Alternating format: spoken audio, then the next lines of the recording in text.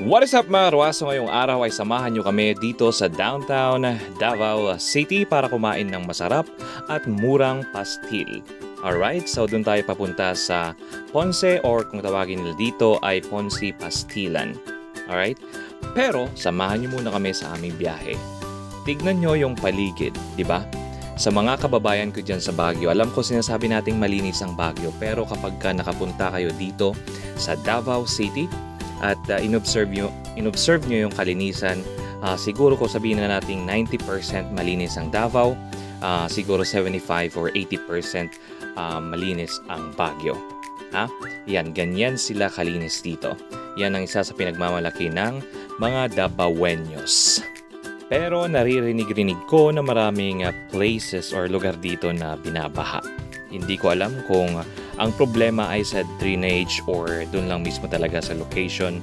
Baka masyadong mababa, kaya binabaha. Pero ayun nga, actually dun sa kung saan nakatira ang wife ko, medyo mabilis bahain dun ko. So I'm not sure what the problem is. However, maybe yan, gawan ng paraan ng lokal na pamahalaan ng Davao. Ayan, so malapit na tayo sa kakainan natin ng pastil. Ponce or Ponce Pastilan. Or not pastilan, but pastilan. Pastilan daw is expression. So dapat pastilan. So ang pastil ay dish ng mga kababayan natin na Muslim. Okay? So yan, dito na tayo. Okay, syempre nag-tricycle lang tayo kasi wala tayong pamasahe, wala tayong pang taxi. Yan si kuya, kinaya yung dalawang malalaki. Syempre mag-order na agad.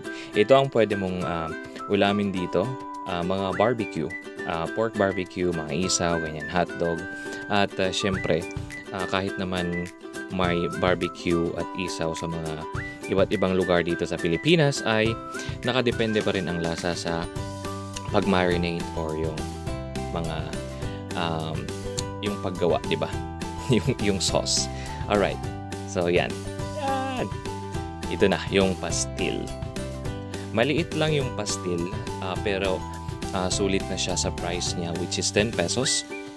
Kung meron kang 20 or 30 pesos, pwede na actually. Kahit hindi ka na bumili ng ulam. Kasi ang sarap. Diba?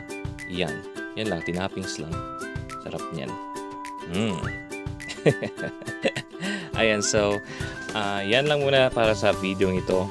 Panoorin nyo na lang hanggang matapos kung gusto nyo. Peace and I'm out.